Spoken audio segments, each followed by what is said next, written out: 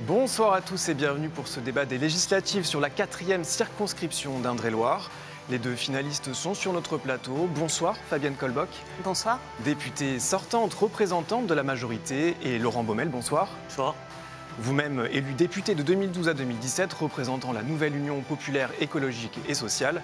Et pour m'accompagner, Alexandre Salle de la Nouvelle République à Chinon. Bonsoir Alexandre. Bonsoir Samuel.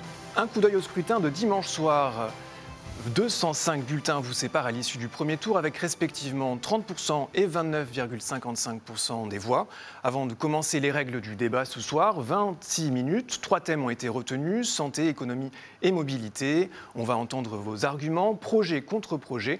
Le tirage au sort a désigné Fabienne Colboc pour commencer avec sans plus attendre ce sujet au cœur de l'actualité depuis plus d'un mois, l'hôpital de Chinon-Alexandre. Oui, les urgences ont fermé pendant 3 semaines, du 18 mai au 8 juin. La direction devrait annoncer d'ici la fin de semaine une date de réouverture.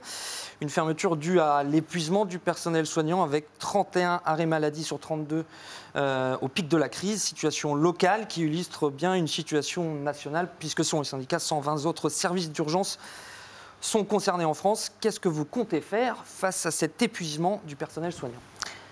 Tout d'abord, oui, c'est national, vous l'avez dit, et je pense que c'est bien pris en compte par le gouvernement et par cette majorité, puisque ça fait partie des chantiers. Et avant même qu'il y ait cette crise, c'était dans le programme d'Emmanuel Macron. Après, tout ce qui est plus spécifique au centre hospitalier du Chinonais, il y a effectivement un épuisement. Voilà, les soignants ont travaillé sans relâche pendant toute la crise du Covid. C'est partout en France, et il faut entendre. Et il faut entendre aussi le besoin de personnel, le besoin de soignants, mais il faut aussi retravailler, je pense, pour avoir des financements plus importants, pour permettre justement ces recrutements. Il faut pouvoir revoir, je pense, le système de financement. Donc il y a 2 sujets, il y a pouvoir sauver cet été et que les urgences en France puissent rouvrir, et puis un travail plus en profondeur avec un chantier sur le financement. Laurent Baumel, qu'est-ce que vous comptez faire, vous, face à l'épuisement du personnel soignant ? D'abord, il faut poser le bon diagnostic. Si vous voulez, cette crise de l'hôpital de Chinon, elle n'est évidemment pas spécifique à l'hôpital de Chinon. C'est la crise de l'hôpital public français en général.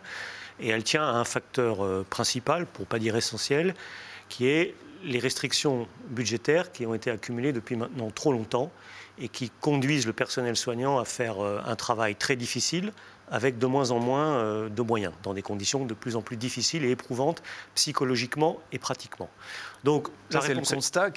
La réponse est très simple, c'est qu'il faut changer de politique budgétaire, c'est-à-dire qu'il faut mettre de l'argent dans l'hôpital public et il faut cesser de considérer qu'on peut appréhender la question de la santé comme si c'était une question marchande, comme si c'était une question de rentabilité. C'est dans votre programme, d'ailleurs, Alexandre. C'est marqué dans le programme de la NUP, reconstruire le service public hospitalier. Concrètement, comment on fait ? C'est aussi dans notre programme. Oui. Et ce que je voulais dire, peut-être pour répondre à ça, c'est que nous avons mis quand même 19 milliards dans l'hôpital public, et la rémunération aussi des soignants, et qu'aujourd'hui, il y a une réponse qui est plus structurelle, parce que ce n'est pas remettre de l'argent comme ça s'il n'y a pas une réponse structurelle par rapport au... On va laisser répondre Laurent. Il y a eu ce que le gouvernement a appelé le Ségur, bon, mais ce n'est pas à l'échelle des retards qui ont été accumulés. Et OK, vous avez fait le Ségur, mais en tant que député, vous avez aussi voté les projets de loi de finances de la sécurité sociale successifs. Donc vous avez voté ces restrictions budgétaires qui conduisent aujourd'hui les personnels... J'ai voté aussi l'augmentation de l'ONDAM.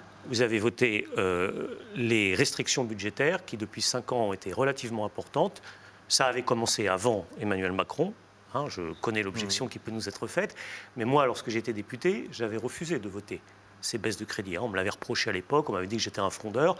Aujourd'hui, rétrospectivement, je suis fier d'avoir été un frondeur parce que, d'une certaine manière, je ne suis pas complice de la situation qui conduit à cette souffrance sociale énorme des personnels. Alors, comment rendre les hôpitaux publics attractifs ? Il y a un chiffre, celui du syndicat national des professionnels infirmiers. 1/3 des diplômés abandonnent leur métier dans les 5 ans. Comment on peut faire ? Vous, effectivement, vous l'avez dit, Fabienne Colboc, vous proposez un plan de recrutement d'infirmiers et d'aides-soignants. C'est dans votre programme. Comment vous les faites venir et comment vous les faites rester ? Je pense qu'il faut l'attractivité aussi des territoires. Ça dépend. Vous parlez aujourd'hui, la crise, c'est la crise de la santé, l'hôpital public, mais notamment de la santé et des déserts médicaux. C'est attirer des jeunes pour qu'ils puissent rester sur nos territoires. Alors là, je me satisfais parce que l'île Bouchard, notamment, ça se passe très bien. Et apparemment, il y a une proposition même d'aller plus loin. Donc on voit que ça commence à bouger et que des jeunes veulent investir sur les territoires ruraux. Mais je pense qu'il faut attirer, c'est l'attractivité des territoires, c'est la rémunération, c'est... vous savez, un médecin, quand il vient sur un territoire rural, il vient en famille souvent, ou après veut construire une famille, donc il faut trouver un emploi. Alors votre plan de recrutement, c'est sur les infirmiers et les aides-soignants. Hein. D'accord. Ah bah, tout simplement, c'est continuer cette valorisation, comme on a fait, des 183 €.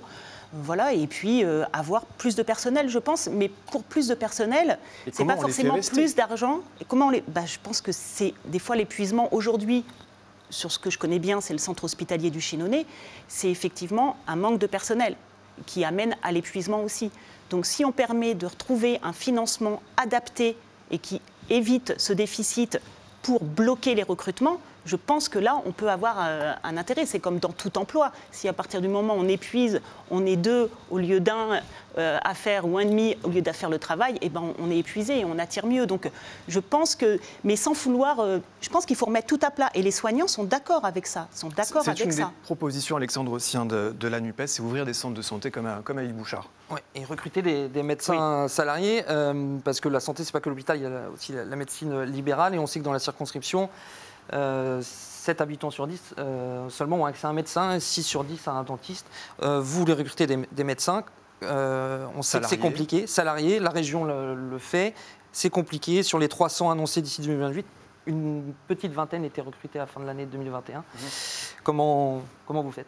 Attendez, je veux d'abord revenir d'un mot, pardonnez-moi, sur la question de l'hôpital, parce que la question de la médecine de ville, c'est important, tout est important dans le système de santé, mais vous voyez bien que le cœur de la crise... Ce que vous dites, c'est recruter des médecins salariés. Le cœur de la crise aujourd'hui, on a du mal à recruter. Oui, mais avant de venir sur la question des médecins, restons 30 secondes, si vous permettez, sur l'hôpital, parce que c'est le cœur de notre système de santé. Les gens ont besoin de savoir qu'ils peuvent aller aux urgences, parce que c'est fondamental dans une société développée comme la nôtre, de se dire qu'on peut aller aux urgences, qu'on ne va pas mourir parce qu'on est à 1 heure du premier hôpital. On vous écoute, Laurent Nouvel, quelles mesures concrètes ? Bon, donc par rapport à ça, je souhaite quand même, quitte à paraître enfoncer le clou, je souhaite redire qu'on ne peut pas dire, comme vient de faire Fabienne Colbock, il faut recruter, il faut revaloriser et avoir pendant 5 ans... Il faut revoir le système de financement. Oui, mais et donc la tarification à l'acte, elle arrive à l'activité, elle arrive au bout. Ce n'est pas moi qui l'ai mise en place, ce n'est pas vous non plus. La tarification à l'acte, il faut la revoir. Revoir le système. Mais ça ne suffira pas. Il faut,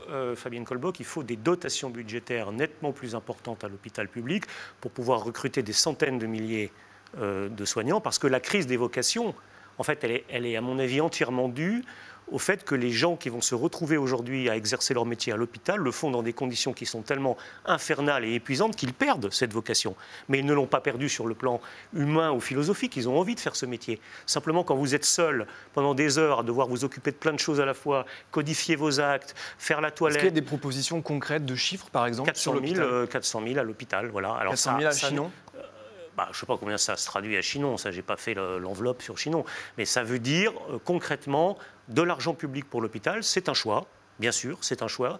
Mais est-ce que vous voulez revenir sur la tarification à l'activité ? D'accord, bien sûr, comme ça. Parce que ça, c'est la logique marchande absurde qui consiste à considérer qu'il y a des actes de soins qui sont plus rentables ou plus valorisés que d'autres. Ça, c'est une absurdité, mais ça ne suffit pas. Très rapidement, revenir sur la tarification à l'acte et assumer une politique budgétaire radicalement différente de celle que vous avez soutenue pendant 5 ans. Mais c'est pas... Très rapidement, comment vous recrutez des médecins salariés ?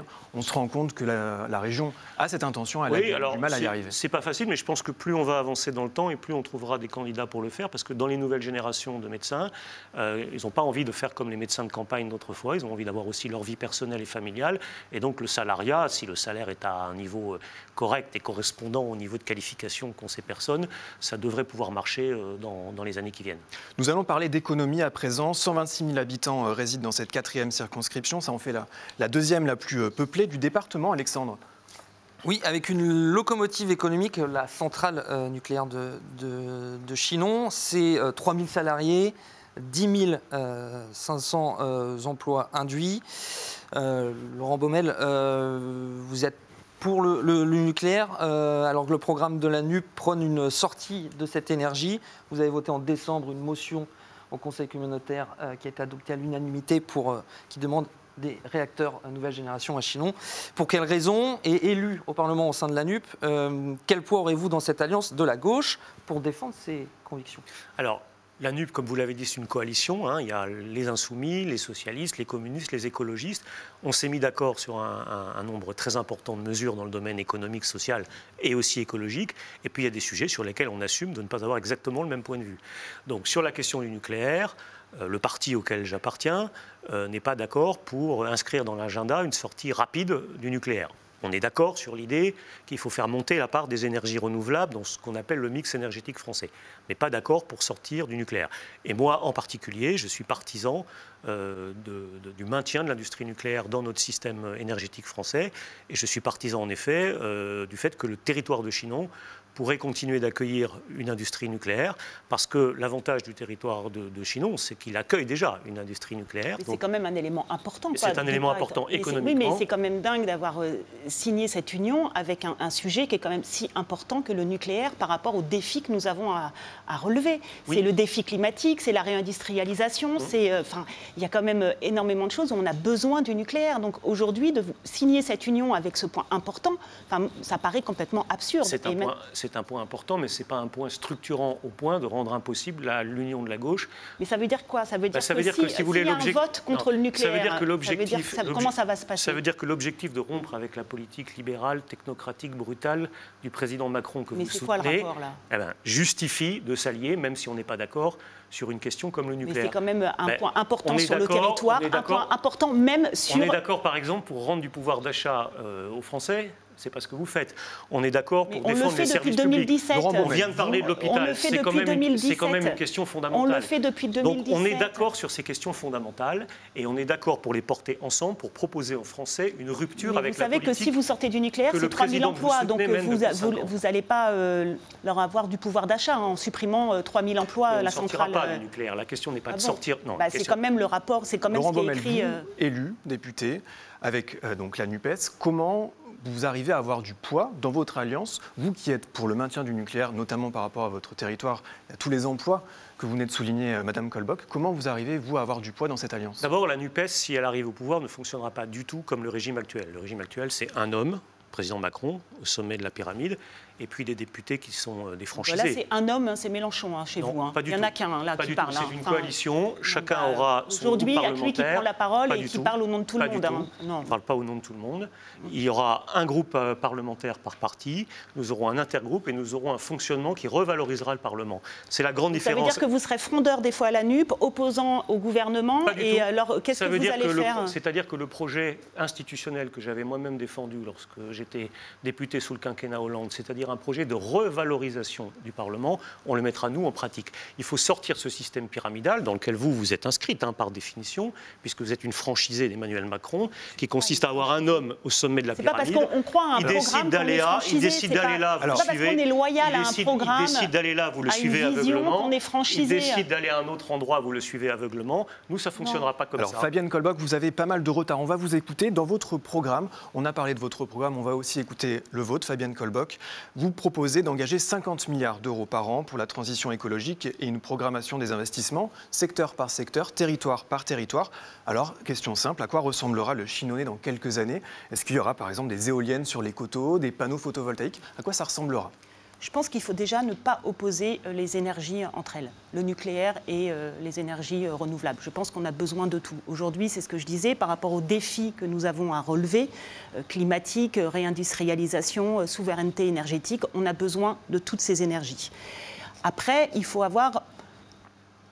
les éoliennes, aujourd'hui, c'est quelque chose de très tendu sur le territoire de l'Indre-et-Loire. Parce qu'on a des châteaux, parce qu'on a des monuments, parce qu'il y a des gîtes, parce qu'il y a du tourisme, on va dire, et les habitants ne veulent pas de ça. Après, est-ce que les éoliennes sont bien adaptées aussi sur le territoire? Est-ce qu'il y a assez de vent? Parce que c'est des alternatives quand même. Donc il faut déjà, au-delà de se poser de la question, est-ce qu'on en a besoin sur le territoire? C'est est-ce qu'elles vont être utiles sur le territoire par rapport à la façon dont ça fonctionne? Après, il y a plein d'autres énergies renouvelables sur lesquelles moi je défends, comme la biomasse, comme la méthanisation, les méthaniseurs, comme la géothermie qui peut être aussi quelque chose d'intéressant et aussi l'hydrogène. Donc il faut travailler avec toutes les énergies renouvelables. On va continuer sur l'économie avec cet autre sujet, Alexandre, ce sont les emplois saisonniers. Oui, on pense à la restauration, au tourisme, mais aussi à la viticulture avec les domaines à Chinon notamment. Les nouvelles règles du chômage semblent compliquer les choses pour ces emplois avec une indemnisation moindre sur un temps plus long. Qu'est-ce que vous proposez face aux difficultés de recrutement? On pense notamment aux restaurateurs autour de Chinon qui ont du mal à trouver du personnel. Alors déjà, on a la restauration par rapport... il y a deux sujets. Il y a la rémunération, et ça, la branche s'est organisée, et il y a un petit peu plus par rapport à la restauration. Après, pour trouver des saisonniers, c'est souvent peut-être des personnes qui ne travaillent pas à côté du territoire, qui ne travaillent pas à côté des restaurants, des hôtels. Et c'est une difficulté qu'on retrouve aussi dans les métiers d'aide à domicile, c'est la coupure, en fait. On travaille le matin, on a une pause de 3 heures et on revient le soir. Et ça, souvent, moi, quand je rencontre les personnes, me disent c'est difficile quand on n'habite pas à côté de reprendre sa voiture, en plus aujourd'hui avec le coût du carburant, ou de faire des allers-retours. Voilà. Donc il y a peut-être un phénomène à travailler, mais avec bien sûr les branches, sur... avoir il y a des difficultés dans la restauration, aussi pour les vignes, effectivement. Ce sont des difficultés. La coupure, ça existe depuis longtemps. Hein. Mais là, c'est vraiment en ce moment. Ils ont du mal à recruter. Vous le disiez, Alexandre, au pied de l'hôtel de ville de Chinon, il y a des restaurants, ils n'arrivent pas à recruter. Dans la restauration et notamment dans le milieu agricole. Qu'est-ce que vous pourriez proposer par rapport à ça? Je vous dis, il y a déjà des choses qui sont proposées. C'est à travailler avec les branches. Il y a l'augmentation du salaire qui a été fait. Il y a notamment aussi l'exonération des taxes, notamment pour les emplois saisonniers aussi, qui sont faits pour aider. Voilà, je pense qu'il y a un travail de motivation, peut-être de valorisation du métier. Voilà, il faut... Vous savez, la crise Covid... Il y a des métiers où, quand on travaille le week-end, quand on travaille tard le soir, ça a été difficile de reprendre parce que les personnes ont vu que c'était quand même agréable d'avoir ces week-ends, de passer en famille. Et ça peut être honorable aussi de penser à ça. Mais à un moment donné, il va falloir aussi retrouver l'envie d'aller travailler dans ces métiers parce qu'on en a besoin dans notre territoire. Sur les difficultés de recrutement, Laurent Baumel? Je suis d'accord sur le fait que la crise Covid a un peu modifié la façon de raisonner de beaucoup de salariés qui n'ont pas forcément envie de revenir dans les conditions de travail qu'ils connaissaient avant, et notamment dans ces métiers où les horaires sont décalés. Je pense qu'on a un sujet, alors sur les emplois saisonniers, mais de façon plus générale, un sujet de rémunération du travail.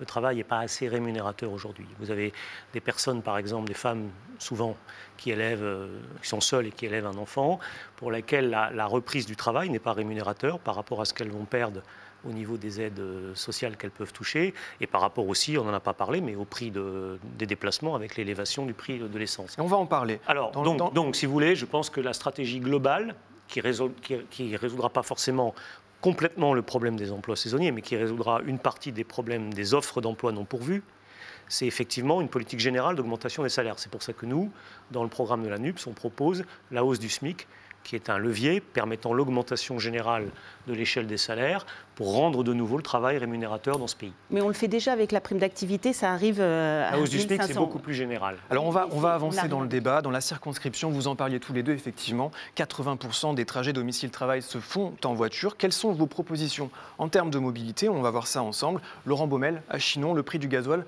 est à 2,10 € le litre en ce moment. Qu'est-ce que vous proposez en urgence? Déjà, bloquer le prix de l'essence. Bloquer le prix de l'essence. Voilà. Pour ceux ou celles qui, malheureusement, n'ont pas d'autre choix que de prendre leur voiture pour faire les migrations domicile-travail quotidiennes. Évidemment, il faut souhaiter le développement des transports collectifs. Il y a la ligne TER Tours-Chinon, il y a des bus, il y a des solutions de transport collectif à mettre en place, il y a du covoiturage, mais il y aura toujours des gens qui auront besoin de leur voiture individuelle. Et pour eux, il est absolument vital et urgent de bloquer les prix de l'essence. Fabienne Colbock, bloquer le prix de l'essence? Non, nous, on est pour effectivement baisser le prix de l'essence et rembourser, mais sur quelque chose de plus juste, en fait, par rapport aux gros rouleurs. Et c'est ce qu'est en train de travailler le gouvernement dans le projet de loi, justement, qui arrivera cet été. C'est d'avoir quelque chose de plus juste, de plus ciblé par rapport aux gros rouleurs. Et après, il y a tout le travail sur la mobilité qui est fait, notamment... Vous l'avez dit, en ruralité, c'est plus compliqué, on a besoin de sa voiture. Donc nous, ce que l'on propose aux personnes les plus précaires, on va dire, ou avec des petits salaires, c'est la possibilité d'avoir une voiture en location à 100 € par mois pour avoir voiture électrique et se projeter. Ce serait destiné à qui alors ces voitures, ces locations longue durée de voitures électriques? Il faut que ça soit défini, mais ça sera par rapport à un quotient familial, fiscal, enfin voilà, pour des familles qui ont besoin et qui roulent beaucoup et qui ont des enfants qui travaillent aussi, qui font des kilomètres, mais qui ont des enfants pour emmener au sport, pour emmener, voilà. Proposition similaire de votre côté, hein, à la NUPES, des aides, ce n'est pas une location longue durée, mais ce sont aussi des aides pour l'acquisition de voitures électriques. Vous pensez que c'est un levier? Ça, c'est la question de la transition énergétique. Elle est fondamentale. Mais j'y reviens, la question de la mobilité, c'est une question de pouvoir d'achat, de vie quotidienne pour un très grand nombre de gens. Il y a un autre sujet que je vais évoquer à ce propos, puisqu'on est dans une circonscription qui est à la fois rurale, mais aussi très urbaine. Il faut notamment aussi amener les transports collectifs dans l'agglomération. Et il y a la question de la deuxième ligne de tramway. Oui. Et moi, je suis absolument favorable, et j'ai pris position en ce sens. Je sais qu'il y a des débats, hein, mais je suis favorable à l'arrivée d'une deuxième ligne de tramway à la Riche. Je pense qu'on a besoin sur l'agglomération de suivre le maillage. Par Béranger? Pardon? Par Béranger, par non, alors après, la question du tracé, je conçois qu'il y ait des débats à l'intérieur de la métropole. Moi, je ne suis pas aujourd'hui élu de la métropole, je ne veux pas m'immiscer dans ces débats, mais sur le principe, en tant que futur parlementaire, je défends absolument la nécessité d'avoir cette deuxième ligne de tramway, parce que les gens de la Riche, notamment, ou de l'ouest de Tours, en ont besoin. Vous êtes d'accord tous les deux là-dessus? Dans vos deux programmes, il y a la même chose. Surtout que l'État a mis 42 millions, donc évidemment... Augmenter la fréquence des trains, c'est aussi une question peut-être pour le territoire rural. Comment vous y prendriez-vous, Fabienne Colbock? Alors déjà, pour augmenter les trains, c'est la région. Tours-Chinon, c'est la région qui a en charge cette ligne. Mais par contre, moi, ce que je suis en train de travailler avec le maire de Valère, c'est lui voudrait ouvrir un arrêt qui était avant... Vous avez une influence en tant que député, malgré tout. On peut avoir en tout cas on peut en parler effectivement et puis défendre le projet d'un maire, le projet d'un territoire. Après, bien sûr, on n'est pas dans l'exécutif, donc on n'a pas la décision finale. Mais si ça paraît cohérent et qu'on a maintenant une région qui est NUPES, on trouve que c'est quand même qu'est-ce que vous feriez, vous, avec 50 plus par rapport à l'augmentation de la fréquence des trains en zone rurale, par exemple? Vous parliez de Valère. Alors, d'inciter la région à ouvrir, mais c'est en discussion, hein, c'est en discussion. Ils sont pas du tout. J'en ai parlé avec Monsieur Fournier, l'autre qui est vice-président au transport. Voilà, il y a discussion. J'en ai parlé avec le président Bonneau. Voilà, d'ouvrir des lignes. Elle existait déjà cette ligne, cet arrêt. Donc pourquoi pas? Valère, c'est une ville où il y a de plus en plus de familles qui arrivent. Les lycéens, ils vont soit à Jouer-les-Tours, soit à Chinon. Donc c'est complètement sur la ligne Tours-Chinon. Donc voilà, il y a des possibilités. Qui était fermée jusqu'à présent. Voilà. Laurent Baumel, qu'est-ce que vous pourriez proposer, vous, pour les zones rurales qui ont besoin aussi de transport en commun? Oui, transport en commun, donc au maintien de cette ligne, peut-être une réflexion sur d'autres lignes. Hein. Il y a probablement d'autres lignes qui peuvent éventuellement être envisagées sur ce territoire, des lignes plus transversales. Vous avez des exemples? On pourrait imaginer des choses autour de Port-Boulet. Voilà, il y a peut-être des connexions à imaginer en lien effectivement avec... Port-Boulet qui est ouvert aujourd'hui, hein, Non, mais ce qu'il faut, c'est surtout des correspondances. Oui, des correspondances. Que les correspondances qui soient adaptées par rapport Tours-Chinon pour aller à Paris. Voilà, il faut travailler ces correspondances. Et c'est vrai que quand on ouvre une ligne supplémentaire, enfin un arrêt supplémentaire, ça dérègle tout le système d'arrêt. Donc c'est pas simple à prendre comme décision, mais je pense qu'elle est nécessaire. Après, il y a aussi la possibilité, et la communauté de communes, toujours dans le transport, communauté de communes de Chignon-Vienne-et-Loire, qui a pris l'autorité de l'organisation des mobilités, qui était dans la loi d'orientation des mobilités, qui a pris cette compétence à la place de la région pour faire un plan mobilité et d'avoir une meilleure connaissance et une meilleure structuration et maillage de la mobilité sur son territoire. Je pense que ça, c'est intéressant. C'est aussi les communautés de communes devraient s'emparer. Laurent Baumel, vous avez un petit peu de retard. On va peut-être revenir à la voiture. On sait qu'il y a une ristourne qui est mise en place actuellement, 18 centimes, une inflation qui est importante, 5,2% sur un an au mois de mai. Quelle est l'urgence, quelle est la mesure d'urgence à prendre pour améliorer cette situation là, face à l'inflation et au pouvoir d'achat des Français? Alors d'abord, le pouvoir d'achat, c'est la question centrale aujourd'hui pour la société française. Il faut prendre un peu de recul sur cette question. Moi ça fait 10 ou 15 ans que je réfléchis à ça. Lorsque j'étais parlementaire entre 2012 et 2017, j'avais fondé à l'Assemblée nationale un club de réflexion qui s'appelait la gauche parlementaire pour essayer de convaincre mon propre parti, mon propre gouvernement, de mettre cette question du pouvoir d'achat des couches populaires et des couches moyennes au cœur de la réflexion. Pourquoi ?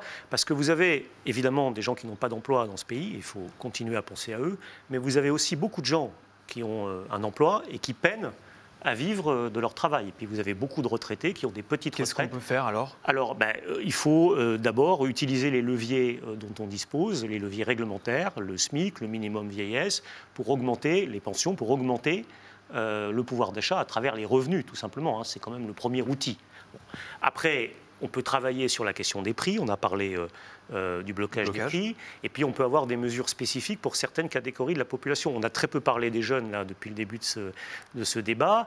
La NUPS propose, par exemple, de mettre en place une allocation d'autonomie financière à hauteur de 1 063 € par mois pour les jeunes, de façon à ce que les jeunes qui sont issus notamment de milieux modestes ne soient pas dépendants du fait de trouver un stage, de trouver un petit boulot, etc., pour pouvoir financer leurs études. Rétablir une forme d'égalité vis-à-vis d'une jeunesse qui est quand même lourdement sacrifiée aujourd'hui entre Parcoursup, la précarité sociale et toutes les mesures qu'on lui impose. Donc voilà, il y a une vraie stratégie si on pense que la question de la société française, ce n'est pas les premiers de cordée, ce n'est pas les gens les plus aisés, hein, ce qui était la thèse du président Macron au cours du quinquennat précédent. Mais si, très rapidement, Fabienne Colboc, une mesure pour les jeunes. Le contrat d'apprentissage, déjà, ça a été quand même assez important. Il y a un jeune, une solution. On a contrat d'engagement jeune. On a mis beaucoup de choses pour les jeunes. Le repas à 1 €, les bourses que nous allons revoir pour les étudiants. Enfin, la jeunesse n'a pas été sacrifiée du tout. Moi, je me suis occupée de la jeunesse beaucoup, et notamment pendant la crise Covid. Alors oui, elle a souffert dans la crise Covid, mais comme tout le monde, en tout cas, nous avons répondu. Elle n'est pas très reconnaissante aujourd'hui vis-à-vis de ce gouvernement, puisqu'à 70%, les 18-24 ans votent pour la NUPS. Hein. On va arriver à la fin de notre débat. Dans combien de votants ? Dans combien de votants ? D'accord, et vous pensez que s'il y en a qui viennent en plus, ce sera pour vous ? Non, mais... Fabienne Colboc, Laurent Baumel, on va arriver à la fin de notre débat. 1 minute pour vous exprimer face caméra. Le tirage au sort vous a désigné, Laurent Baumel, pour cette question. Alors, vous l'avez dit, à juste titre, votre circonscription est un territoire hétérogène, partagé entre zone urbaine, la deuxième ville du département, Joué-les-Tours, et zone rurale. Comment comptez-vous représenter au mieux ce territoire à l'Assemblée, avec effectivement un électeur sur 2 qui ne s'est pas déplacé dimanche dernier ? Comment représenter au mieux ce territoire à l'Assemblée ? D'abord en prenant en compte ce que vous venez de dire, c'est-à-dire la diversité des enjeux. Ce n'est pas les mêmes questions forcément dans le monde rural, dans le monde urbain, même s'il y a des questions transversales, le pouvoir d'achat, les services publics. Bon. Mais en fait, votre question, elle porte sur le rôle d'un député. Et je vais répondre très rapidement à ça. Moi, tel que je conçois les choses, le rôle d'un député, ce n'est pas d'être dans sa circonscription et de dire j'écoute les gens, et puis de se faire prendre en photo avec eux, et puis à Paris, de voter des lois qui sont en fait contraires aux intérêts de vos électeurs. Le rôle d'un député, c'est d'articuler ce qu'il entend, ce qu'il voit, ce qu'on lui dit sur le terrain, avec la responsabilité qu'il prend dans ses votes. J'ai pris l'exemple de l'hôpital, pardon d'y revenir, mais c'est un exemple fondamental. Nous sommes dans une crise majeure à l'hôpital de Chinon. Eh bien, cette crise majeure, elle a un rapport avec les lois budgétaires que l'on vote ou que l'on ne vote pas. Moi, mon désir, si je suis député de nouveau demain, c'est d'être dans une cohérence par rapport à mes valeurs, par rapport à mes électeurs. Merci à vous, Laurent Baumel. Fabienne Colboc, c'est à vous. Comment représenter au mieux ce territoire à l'Assemblée ? Comme j'ai fait depuis 5 ans, être à la rencontre, parce que c'est être sur la circonscription aussi, être député. C'est défendre des dispositifs d'État, comme j'ai fait pour Cœur de Ville à Chinon, pour Quartier Reconquête républicaine à Joué-les-Tours, Cité éducative, Petite Ville de demain, j'en passe, et puis une maison des savoir-faire qui va voir le jour à Villaines-les-Rochers. Et c'est aussi expliquer les réformes. C'est expliquer les réformes, pourquoi nous les faisons. C'est organiser des réunions publiques, c'est bien sûr avec les acteurs concernés, c'est aussi modifier des lois, c'est aussi proposer des lois quand on n'est pas d'accord, c'est proposer des amendements, c'est pas s'opposer, c'est co-construire. Et c'est ce que j'ai fait depuis 5 ans. Autant de temps passé sur le territoire, à rencontrer les personnes, à aller à ce qu'ils me rencontrent, qu'ils me connaissent aussi. Et puis, c'est les défendre et porter la voix à l'Assemblée nationale, mais aussi, moi, porter la voix des réformes sur le territoire, qu'on soit d'accord ou pas d'accord. Aujourd'hui, l'idée, ce n'est pas juste d'écouter, c'est aussi de dire pourquoi nous faisons ces lois, pourquoi, pour l'intérêt général. Et je pense que depuis 5 ans, j'ai prouvé qu'être député de la majorité apportait beaucoup plus que d'être frondeur. Merci à tous les deux, merci à tous les trois. C'est la fin de l'émission. Merci Alexandre. Rendez-vous dimanche soir, 19h45 pour la soirée électorale sur TV Tour. Excellente fin de soirée à vous.